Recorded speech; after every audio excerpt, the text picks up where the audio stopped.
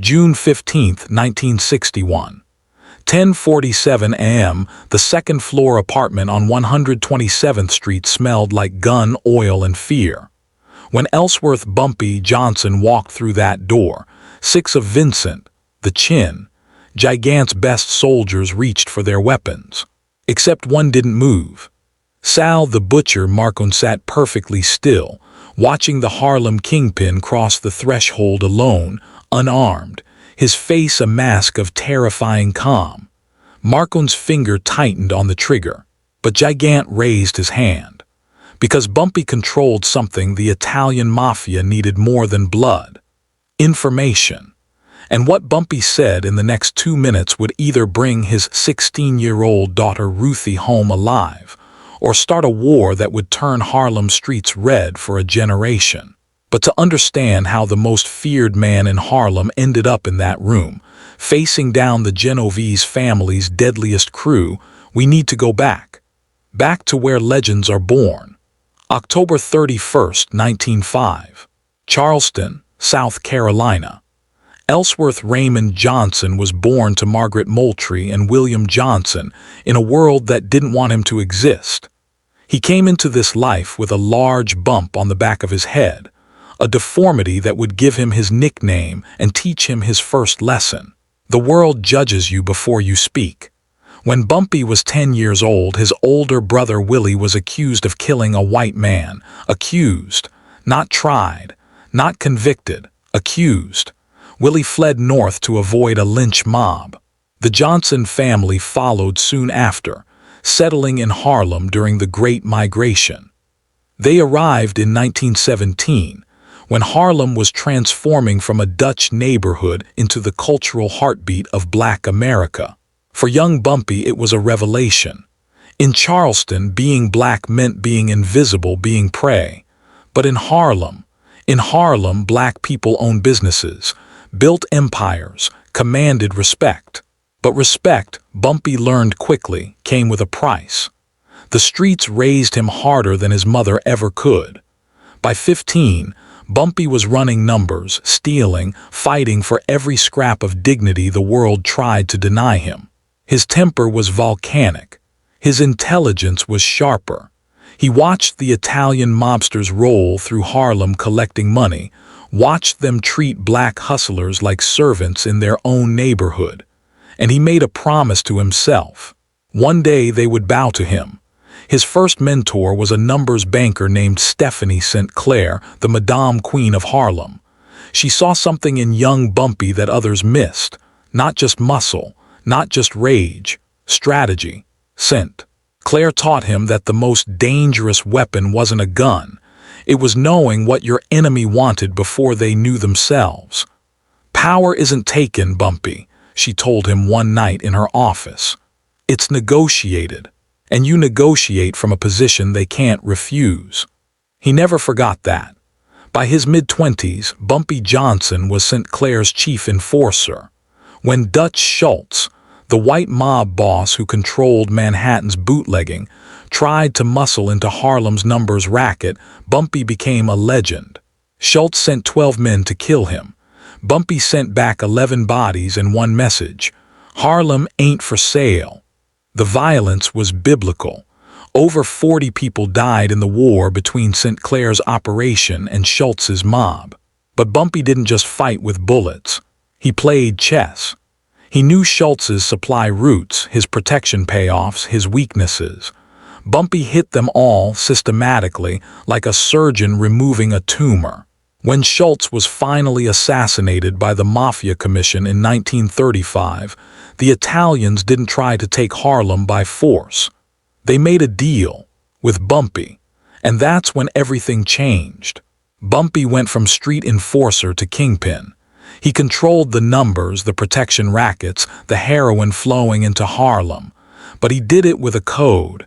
He never sold to children. He kept the peace. He protected his people from racist cops and mobsters alike. By 1948, when he married Mame Hatcher, Bumpy Johnson wasn't just a crime boss. He was Harlem's godfather. What separated Bumpy Johnson from every other gangster in New York was simple. He thought 5 moves ahead. While other criminals fought over street corners, Bumpy built systems. He organized Harlem's numbers game into a sophisticated operation. Runners, collectors, bankers, all coordinated with military precision. Every storefront, every barber shop, every church basement had a place in the network. And everyone got paid fairly. That was his genius, fairness. In a world built on exploitation, Bumpy ran his empire on loyalty and respect. You didn't work for Bumpy Johnson. You worked with him, and in return he protected you. From the Italians, from the cops, from rival crews. His alliance with the Genovese crime family was strategic brilliance. He let them think they controlled him while he controlled the one thing they could never replicate, Harlem's streets. The Italians had money and political power. Bumpy had trust. And in Harlem, trust was currency. The stories about Bumpy became folklore. Like the time a hothead named Ulysses Rollins walked into a restaurant with a gun and Dutch Schultz's money, looking to collect the bounty on Bumpy's head. Bumpy didn't reach for his weapon. He reached for his knife. 36 times. That's how many wounds Rollins had when the coroner counted them. 36. According to witnesses, Bumpy finished his meal before calling for an ambulance.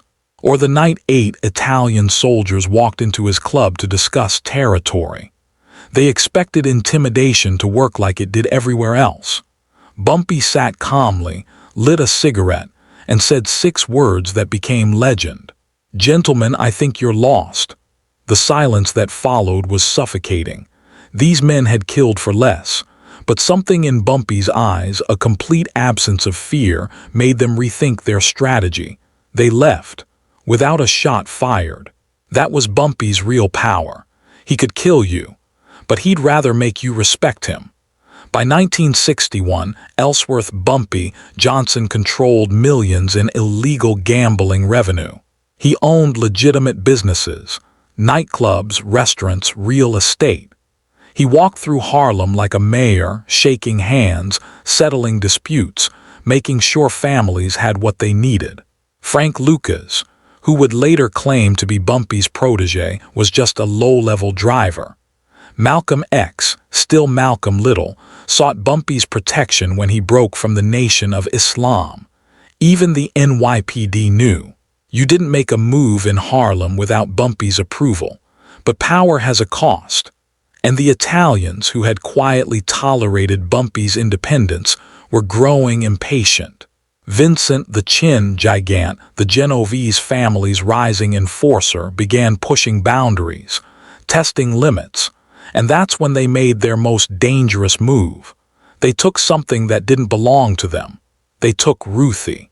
What they didn't understand was that Bumpy Johnson had spent his entire life preparing for the moment someone would try to take his family. Vincent, the Chin Gigante, was everything Bumpy wasn't. Born into the Mafia, connected by blood to the Genovese crime family. Brutal, calculating, and hungry for territory the old bosses promised him. Harlem. The Chin didn't believe in partnerships. He believed in hierarchy. And in his hierarchy, black gangsters were subcontractors, not equals. For years, the arrangement between Bumpy and the Italians held because of mutual benefit and grudging respect. But by 1961, things were changing. The old bosses were dying. The young Turks, Gigante, Carlo Gambino, Joe Colombo, wanted complete control of New York's drug trade. And that meant Harlem. Gigante had been studying Bumpy for months. He knew Bumpy's strength, his intelligence, his network, his reputation. But the Chin also knew his weakness. Family. Bumpy had built his empire on protecting his people. But the man who protects everyone has something to lose. The Chin saw the opening. He just needed leverage. It started small. A few of Bumpy's runners got roughed up by Italian crews. Shipments went missing. Police raids happened at suspiciously convenient times. Bumpy knew what this was: pressure. The Italians wanted him to come to the table begging for peace. to accept new terms, to admit they owned him. He refused. "Let them push," he told his lieutenant, a man named Junie Bayad. "They'll show me where they're weak." But the chin wasn't interested in a slow squeeze. He wanted a statement, something dramatic, something that would break Bumpy's image of invincibility and remind Harlem who really held the power in New York. So on June 15, 1961, at 8:04 a.m., two Italian soldiers grabbed 16-year-old Ruthie Johnson as she walked to school on 145th Street. Mame Johnson called Bumpy at 8:17 a.m., her voice shaking. Ruthie hadn't come home from her morning errands. Neighbors saw a black Cadillac, two white men. Nobody did anything because in 1961 Harlem, you didn't get involved when white men took somebody. By 9:15 a.m., a message arrived at Bumpy's club. Not a ransom note, an invitation. 127th Street, apartment 2 billion, come alone by noon or the girl dies. No police, no army, just you. Let's talk business. It was signed with the Chin's calling card. A playing card, the ace of spades with a drop of blood. Bumpy stood in his office, holding that card, his face unreadable. His men waited for orders, waited for the explosion of rage they knew was coming. Instead, Bumpy Johnson smiled. Because the Chin just made the worst mistake of his life. He gave Bumpy a reason to do what he'd been waiting years to do. Bumpy didn't panic. He didn't rage. He calculated. He had 3 hours. The Italians expected him to come desperate, ready to negotiate from weakness. That's what fathers did. They begged, they compromised, they broke. But Bumpy Johnson wasn't most fathers. He made 3 phone calls. The first was to a corrupt police captain on his payroll. "I need eyes on every Italian social club in East Harlem, now." The second was to a heroin distributor who supplied the Genovese family. "Cut them off. Today. I don't care what it costs." The third was to Malcolm X, who owed him a favor. "I need your people watching my family, all of them, for the next 72 hours. Then Bumpy walked to his bedroom, opened a hidden safe, and removed something he'd been saving for years. A ledger. Names, dates, payments, criminal activities. Every dirty deal the Genovese family had made in Harlem for the past decade. Insurance. Bumpy understood what the Chin didn't. This wasn't about his daughter. This was about control. The Italians thought they could break him by taking Ruthie.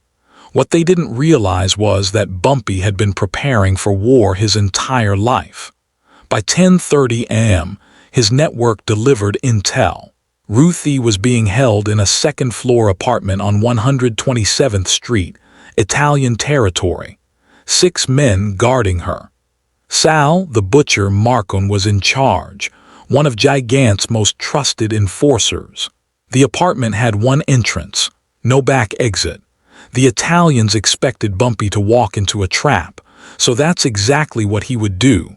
Bumpy assembled his crew, Junie Bayad, Spider Williams, and 8 others, all armed, all ready to die. "We don't go in shooting," Bumpy said. "Not yet." His men looked confused. This was a kidnapping. This was war. "They want me broken," Bumpy continued. "They want Harlem to see me beg, so I'm going to walk in there alone. And I'm going to give them exactly what they want." "And then?" Junie asked. Bumpy's smile was cold. "Then I'm going to take everything they have." What happened in the next 2 hours would be talked about in Harlem for 50 years. 11:47 a.m. Bumpy Johnson walked down 127th Street alone. No bodyguards, no weapons visible. Just a man in an immaculate suit, walking toward the building where 6 armed mobsters held his daughter. Neighbors watched from windows. Word spread like wildfire. Bumpy's going to the Italians. Some thought he was surrendering. Others thought he was insane. He was neither. He climbed the stairs slowly, deliberately. At the second-floor landing, a young Italian soldier, couldn't have been more than 25, blocked the door with a shotgun. "They expectin' you," the kid said, trying to sound tough. Bumpy looked him dead in the eye, then opened the door. The kid hesitated. Something about Bumpy's calm made him nervous, but he knocked 3 times and the door opened. Inside, the apartment was thick with cigarette smoke. 6 men, all armed. Sal Marcone sat at a table in the center of the room. Shuffling cards like this was a social call. In the corner, tied to a chair, was Ruthie. Her eyes were red from crying, but she was alive, unharmed. Bumpy looked at his daughter once, just once, and in that look she understood, "I got you." Then he turned to Marcone. "You wanted to talk business," Bumpy said, "so let's talk." Marcone smiled, enjoying this. "Sit down, Bumpy." Bumpy didn't move. "I'll stand." "You know why you're here?" Marcone asked, still shuffling his cards. "Because you're sending a message," Bumpy said calmly. "The Genovese family wants Harlem. You think taking my daughter shows strength?" Marcone leaned back. "Smart man. So here's the deal. You step down, hand over your operations. We let you keep a piece, small piece, and you get to live. You get your daughter back. Everybody wins." The other soldiers watched, guns ready. This was the moment. Bumpy was supposed to break, to beg, to submit. Instead, he laughed. Not a nervous laugh, a genuine, deep laugh that filled the room. Marcone stopped smiling. "Something funny." Bumpy reached into his jacket slowly so nobody panicked and pulled out a folded piece of paper.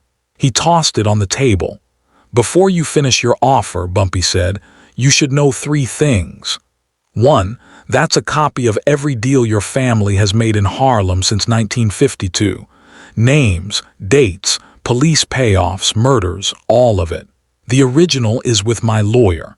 If I don't walk out of here with my daughter in the next 5 minutes, that ledger goes to the FBI." Marcone's face went pale. 2, your heroin supplier cut you off this morning. Every gram coming into New York from Marseille goes through channels I control.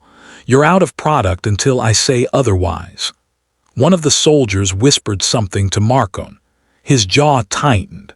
3, Bumpy's voice dropped to a whisper, Vincent Gigante isn't here, which means he sent you to do his dirty work, which means if this goes wrong, the Chin sacrifices you, not himself.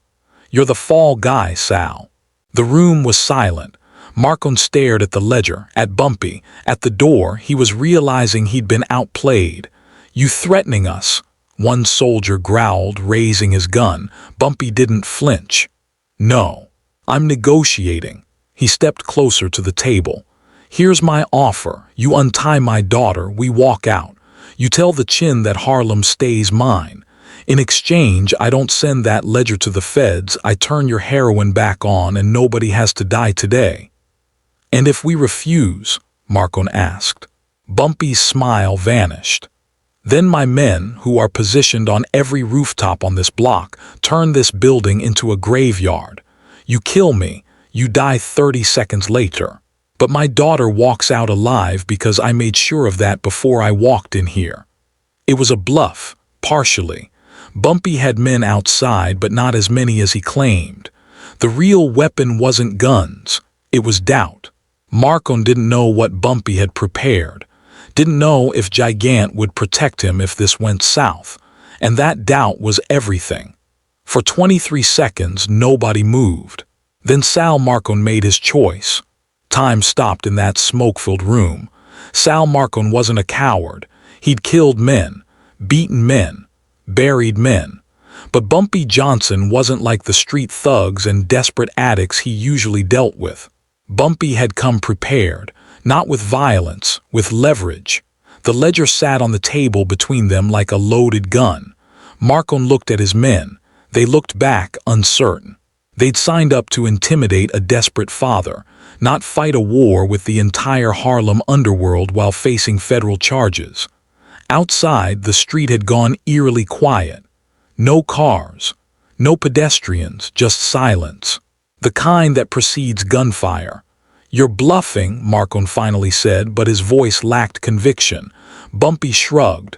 "Try me." Marcon stood slowly, his hand near his weapon. "You walk in here alone, thinking you can threaten the Genovese family." "I didn't threaten," Bumpy corrected. "I offered you a way out. There's a difference." "You think Vincent's afraid of you?" "No," Bumpy said calmly. "But he's smart enough to know when a war costs more than it's worth. You kill me, you start something you can't finish. Harlem burns. Your operations shut down. The FBI starts asking questions you can't answer. And for what? Pride?" He gestured to Ruthie, still tied in the corner. "She's 16 years old. She's got nothing to do with our business. You want to be the man who killed a child to make a point." That landed. Even in the mob there were lines. And kidnapping a gangster's daughter was already pushing boundaries. Killing her would make Sal Marcon a pariah. Even the Italians had codes. "But if you let her go," Bumpy continued, his voice measured, calculated, "you get to tell Vincent that you delivered the message. That Bumpy Johnson knows his place. That negotiations are open. You look smart, you look strong, and you avoid a war nobody wins." Marcon's jaw worked. He was thinking, calculating. "What guarantees do we got?" he finally asked. "My word," Bumpy said, "which is worth more than any contract you'll ever sign." Sal Marcon stared at Bumpy Johnson for a long moment. Then he nodded to one of his soldiers. "Cut her loose."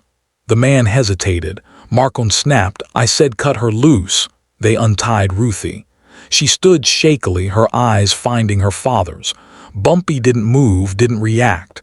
Not yet, not until this was finished. "Take the ledger," Marcon said, pushing it toward Bumpy. Bumpy picked it up, tucked it back inside his jacket. Then he walked to his daughter, placed a hand gently on her shoulder, and guided her toward the door.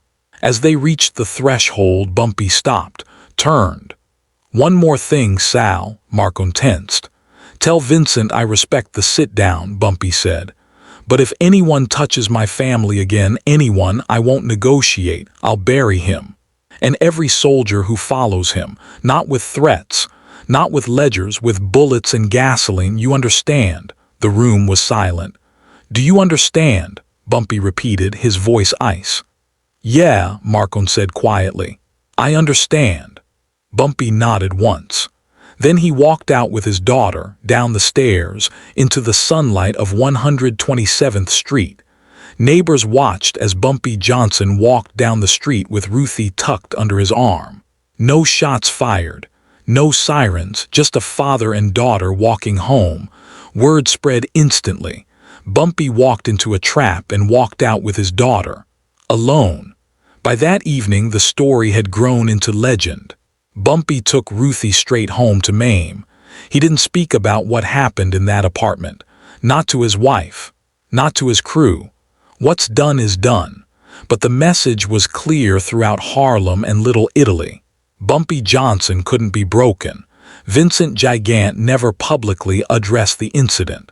But the pressure on Bumpy's operation stopped immediately.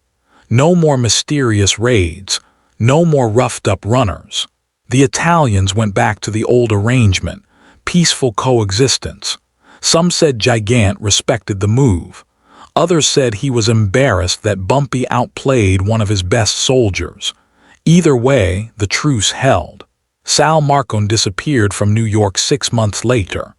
Rumor was the Chin sent him to Vegas as punishment for letting Bumpy turn the tables. Nobody knew for sure. Nobody asked. For Bumpy, it was a reminder of something he'd always known. Intelligence beats muscle, always, but it was also a warning. The Italians had crossed a line, and Bumpy had shown them mercy. That mercy had limits. The kidnapping changed Bumpy, not because it broke him, but because it reminded him what mattered. The incident with Ruthie marked a turning point. Bumpy became more selective about his operations, more protective of his inner circle. By the mid-1960s, Harlem was changing. The civil rights movement was in full swing. Malcolm X, Bumpy's friend, was assassinated in 1965. The neighborhood Bumpy had protected for decades was being torn apart by heroin, poverty, and systemic racism. Bumpy tried to adapt. He formed alliances with younger black militants, offering protection and funding.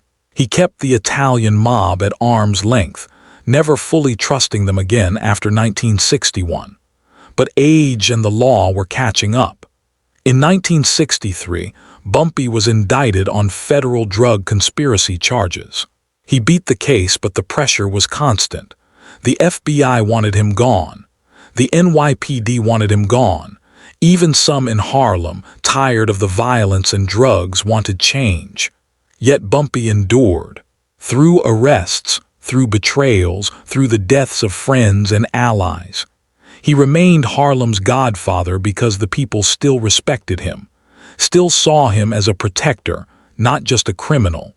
His wife Mame later said, Bumpy never stopped fighting, not for money, not for power, but for the right to exist on his own terms. That fight defined him until the very end. July 7, 1968. Wells Restaurant, 2249 7th Avenue, Harlem. Bumpy Johnson sat with friends, eating his usual, fried chicken, grits, and coffee. He was 62 years old, still sharp, still commanding. The federal indictment hanging over his head didn't seem to bother him. He'd beaten them before. At 1:47 a.m. he clutched his chest. A massive heart attack. Sudden. Final. They rushed him to Harlem Hospital, but Ellsworth Bumpy Johnson was pronounced dead on arrival. The Godfather of Harlem was gone. The funeral was held at Abyssinian Baptist Church. Over 5,000 people attended. Not just gangsters, not just hustlers, teachers, shopkeepers, mothers, children.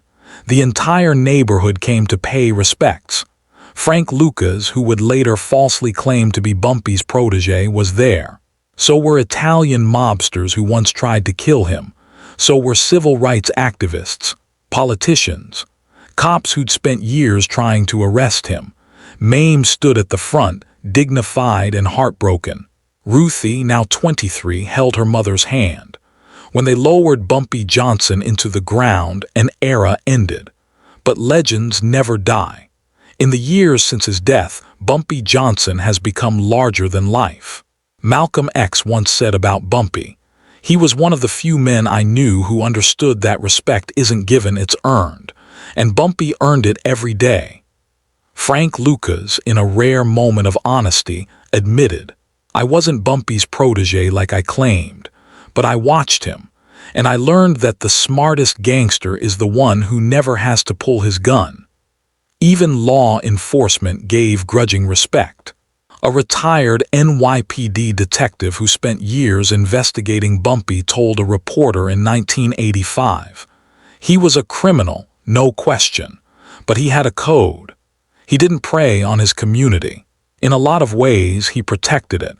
That doesn't excuse what he did, but it made him different." What makes Bumpy Johnson's legacy so enduring isn't the violence, it's the intelligence.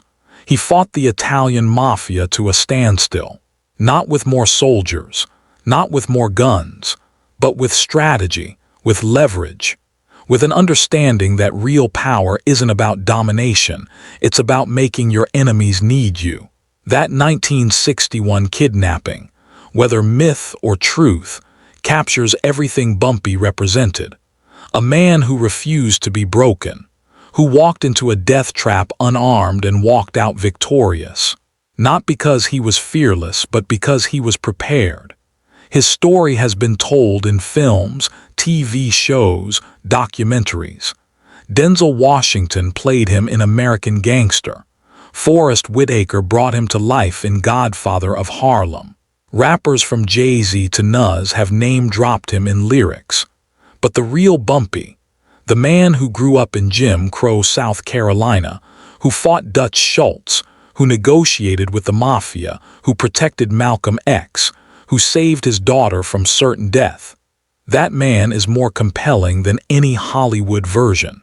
Because Bumpy Johnson proved something that still resonates today. You don't need permission to be powerful. You don't need a system that accepts you. You just need intelligence, courage, and an unshakable belief that you deserve respect. Harlem still remembers him, not as a saint, not as a villain, but as a legend who played the game better than anyone thought a black man could. So what can we learn from Bumpy Johnson's life? Not that crime pays. It doesn't. Bumpy died under federal indictment, having lost friends, freedom, and years to the very system he fought against. But there's something else, something deeper. When the world tells you that you don't belong, that you're not smart enough, strong enough, worthy enough, you have two choices. You can believe them, or you can become undeniable. Bumpy chose the second path, and he did it by understanding one fundamental truth. Real power isn't about who has the most guns. It's about who controls the information, who sees the angles, who thinks 10 steps ahead while everyone else is reacting. When those mobsters took his daughter, they expected a desperate father. They got a chess master. Imagine that moment. Bumpy Johnson standing in a room full of armed killers, knowing one wrong word means death. And instead of begging, instead of breaking, he negotiates. From nothing, with everything to lose. That's legacy. Not the money, not the empire, but the refusal to be anything less than what he knew he was, a king. If this story of intelligence, strategy, and the fight for respect moved you, hit that subscribe button and turn on notifications. There are more untold legends waiting. And drop a comment. What's the smartest move you think Bumpy made in this story? Remember, power isn't taken, it's negotiated. Until next time, stay legendary.